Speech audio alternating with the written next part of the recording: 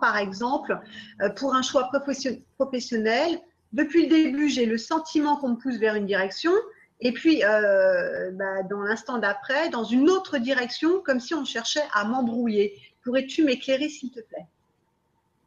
Attention, parce que tu vois, tu dis un. Et ça veut dire que tu sépares ce qui t'arrive à l'intérieur, tu crois que ça vient d'une source extérieure à toi. Donc, par exemple, comme tes guides. On est nombreux à parler des guides.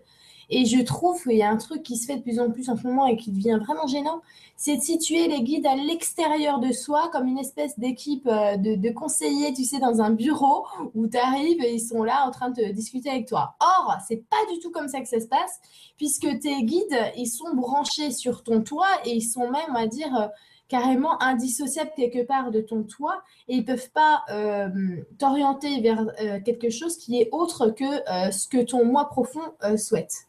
Donc, quand tu dis on, c'est toi-même. D'accord? Donc, si par exemple, tu sens poussé vers une direction au bout d'un moment et que une autre direction vient comme ça te titiller, l'indécision vient de toi.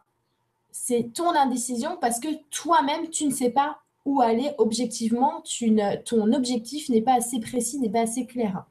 Est-ce que toi, tu as envie de changer? Est-ce que toi, tu as envie d'aller sur ce truc ou sur ce truc?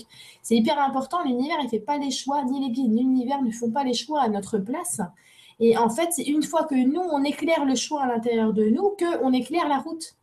Vous comprenez? C'est quand tu as pris la décision de quitter ton boulot que tout à coup, il y a des occasions qui se présentent à toi. Tu vois? C'est hyper important de comprendre ça parce qu'on n'est pas tributaire des choix de nos guides, quoi.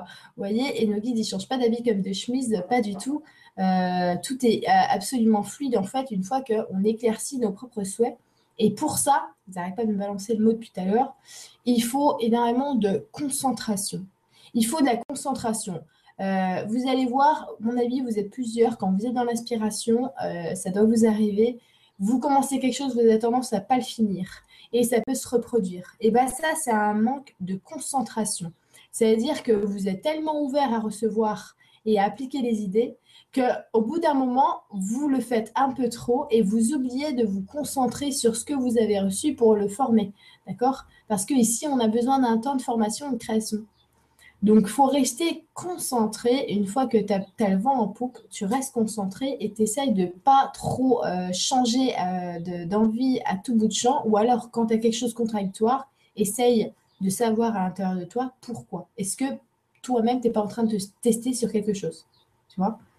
Vraiment s'observer, nous. Ce n'est pas nos guides qui nous font faire la girouette. Mais jamais. Mars.